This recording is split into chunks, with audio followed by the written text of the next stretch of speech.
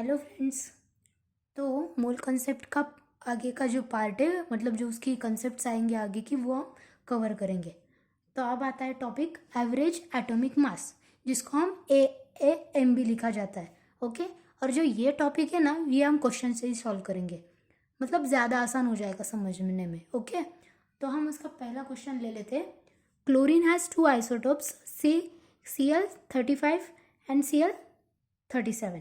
Percentage abundance of the chlorine 35 is 75% and chlorine 37 is 25%. Okay. हमें क्या find average atomic mass, जो हमें पूछा गया है, तो वो हमें फाइंड आउट करना है। तो अब इसे हम कैसे समझेंगे? क्लोरीन के दो आइसोटोप्स दिए थे। ओके, क्लोरीन 35 और क्लोरीन 37। ओके।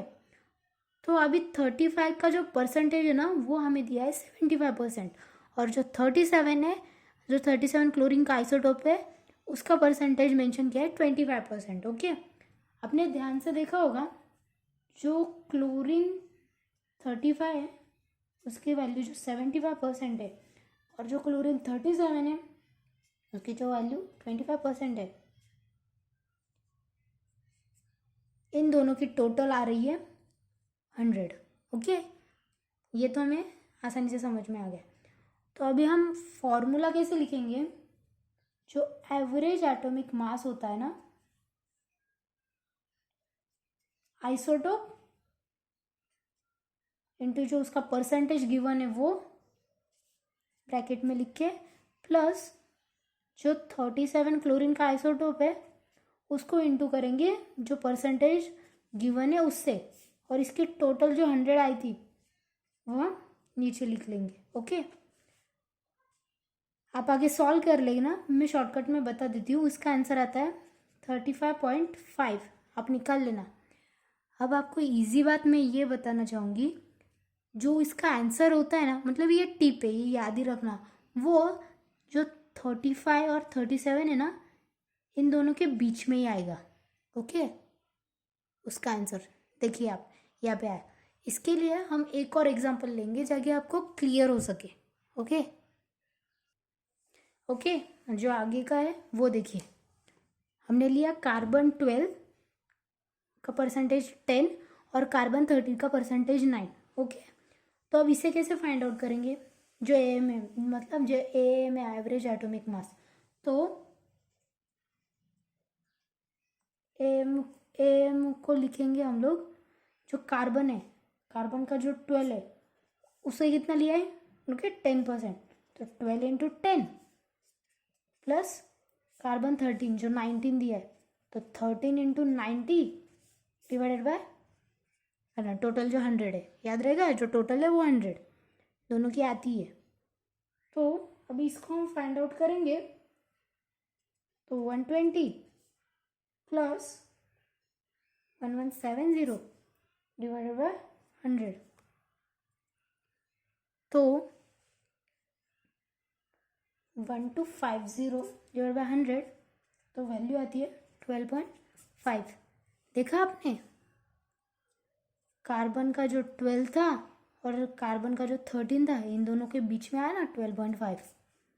अगर वैल्यू काफ़ी मतलब उन दोनों में अगर आप सॉल्व कर रहे हैं और काफ़ी डिफरेंस लग रहा है, तो आप ऐसे भी जल्दी कर सकते हैं। लेकिन मेरा तो यही कहना है कि आप सॉल्व ही कीजिए। ये सिर्फ एक समझ में आ जाता है कि नहीं यार, इसका ये आंसर हो सकता है। अगर नज़दीक हुए ना तो आपको करना ही पड़ेगा, लेकिन अगर दूर दूर हुई ना वैल्यू जो दी है MCQs में, मतलब जो आंसर्स में रहता है ना, तो उसमें से तो आप ऐसा कर सकते हो। फ्रेंड्स, अब आते हैं मोल की तरफ। ओके। ये सबसे इम्पॉर्टेंट टॉपिक है, ये समझ में आना ही चाहिए। ओके। अब ध्यान से देखिए। अब how to calculate mole. Okay. Mole mole हम तीन तरीके से निकाल सकते हैं। हम वेट की हेल्प से निकाल सकते हैं, हम पार्टिकल की मदद से निकाल सकते हैं, और हम वॉल्यूम की मदद से निकाल सकते हैं। ओके। तो अगर वेट दिया है तो मोल आएगा, मोल दिया है तो हम वेट निकाल सकते हैं। ओके। वैसे पार्टिकल के लिए भी आएगा और वॉल्यूम के लिए भी आएगा। ओके। तो अभी हम पहले वेट से शुरू करते हैं। अब अगर वेट दिया है, ओके, और हमें मोल निकालने हैं, तो इसका फॉर्मूला क्या आएगा, n इज इक्वल टू, मतलब हम मोल को n से डिनोट करते हैं, ओके, इस n से, ठीक है। Mole is equal to given mass upon molar mass, okay. और मोलर मास क्या होता है, मोलर मास क्या होता है, mass of 1 mole of a substance. ये मोलर मास की डेफिनेशन है, याद रखना, mass of 1 mole of substance, इसी के लिए, ओके। उसके बाद आते हैं पार्टिकल्स की तरफ। पार्टिकल्स का आता है n is equal to given particles upon Na, okay. Na क्या वैल्यू हमारी काफ़ी बार हो चुकी है, वो भूलना नहीं है, ओके। तो इसका भी फॉर्मूला आएगा n is equal to given particles upon Na। और यहाँ पे सबसे खास जो होता है ना, वो हम वॉल्यूम को कंसिडर करते हैं, ओके। It's very important. अब वो क्यों, मैं आगे बताती हूँ आपको। n is equal to given volume at STP upon 22.4 litre, okay. और अगर हमें इसी को ml में लिखना है तो 22400 ml, ओके। ये तीनों फॉर्मूले याद रखना। कौन सा वाला, n is equal to given mass upon molar mass, n is equal to given particles upon Na, और Na is equal to given volume at STP upon 22.4 litre, okay. अब आते हैं खास जो चीज़ है वॉल्यूम में, मतलब given volume at STP। STP का मतलब होता है standard temperature and pressure, okay. तो वो कैसे, मतलब जो स्टैंडर्ड उसकी जो वैल्यू रहेगी, मतलब जो टेम्परेचर है वो 273 केल्विन को आएगा, और जो प्रेशर है वो 1 ATM पे आएगा, मतलब स्टैंडर्ड टेम्परेचर और प्रेशर, ओके। अब ये वैलिड कब रहेगा वॉल्यूम का, ओके। तो मैं यहाँ लिख लेती हूँ, वैलिड ओनली फॉर गैसेस, और सेकेंड फॉर STP, ओके। लेकिन जब हम वेट और पार्टिकल की तरफ आते हैं, जो वेट होता है वो रहेगा वैलिड ऑलवेज, और same about particles also, valid, yes, always। अब समझ में आया, लेकिन वॉल्यूम काफ़ी इंपॉर्टेंट है, ओके, भूलना मत। कब वैलिड रहेगा, सिर्फ फॉर गैसेस के लिए और फॉर STP कंडीशन के लिए, मतलब स्टैंडर्ड टेम्परेचर एंड प्रेशर के लिए। ये इनके 3 फॉर्मूलेज है,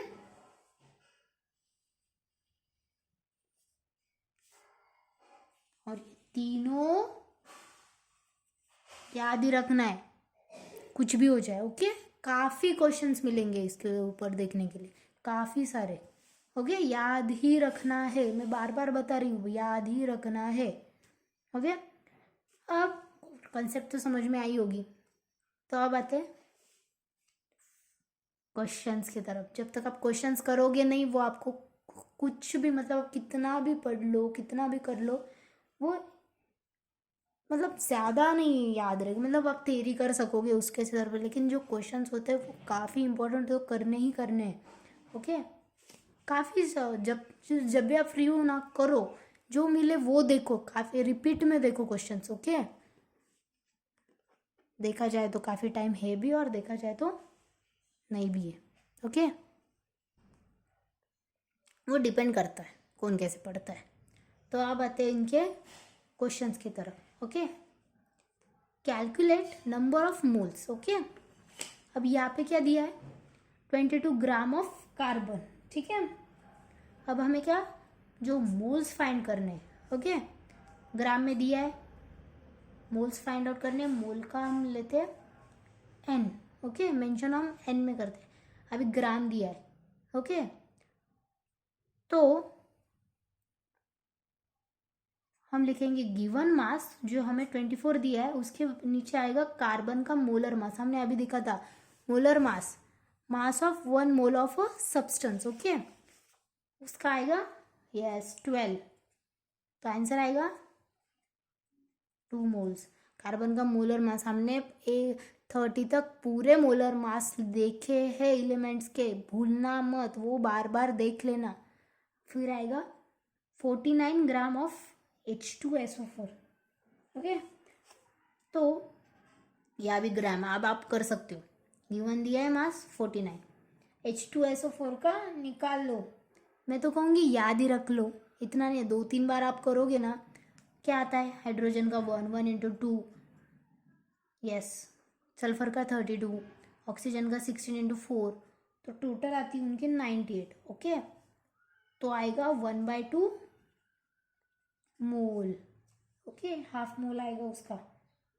फिर आते हैं हम एटम्स का, एटम्स दिया है। ओके, मतलब वो पार्टिकल्स है। मैं आपको यह बताना भूल गई, फिर बता देती हूँ।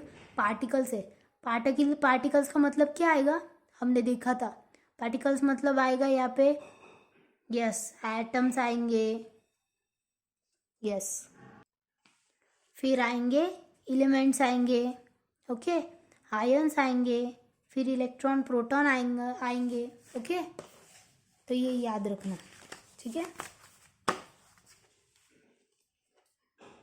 तो यहाँ पे हमें सोडियम का निकालना है। ओके, मोल्स, सोडियम के मोल्स निकालने हैं। तो आएगा 3.01 into 10⁻21 upon Na, 6.02 into 10 to the power, बताइए 23। ओके, तो यहाँ पे आंसर आएगा 1/200। ठीक है,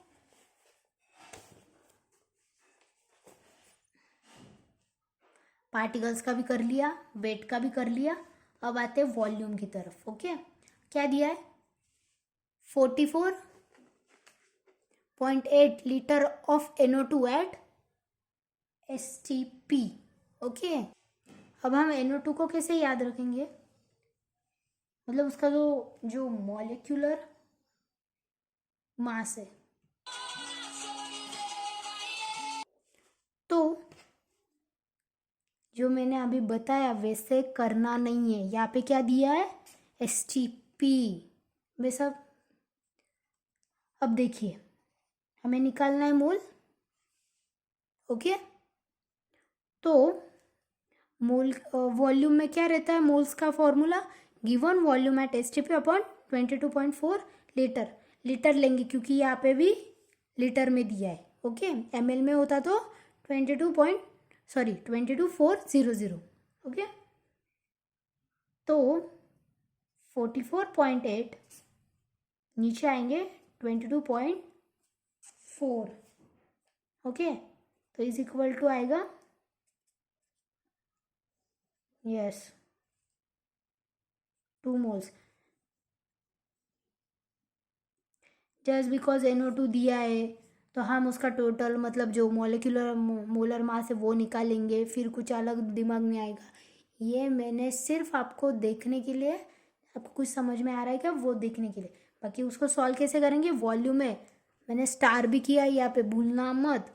लीटर आया तो नीचे मोलर मास नहीं आएगा, नीचे आएगा 22.4 लीटर। STP कंडीशन होनी चाहिए वहाँ पे, वो भी अगर वहाँ पे STP या फिर जो NO2 है उसके आगे गैस हो तो, सिर्फ गैसेस जो रहते।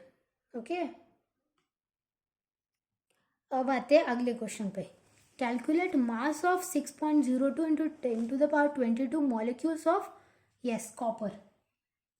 तो हम इसे कैसे फाइंड आउट करेंगे,